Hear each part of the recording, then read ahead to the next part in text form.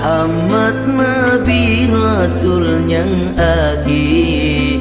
Senang hati ban sigom asa langit ngan dunia.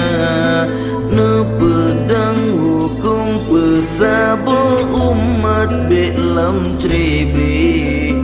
Makmu belahi asa dunia hudip mulia. Ne puturi hak meakhlak umat sobu monyo. Juga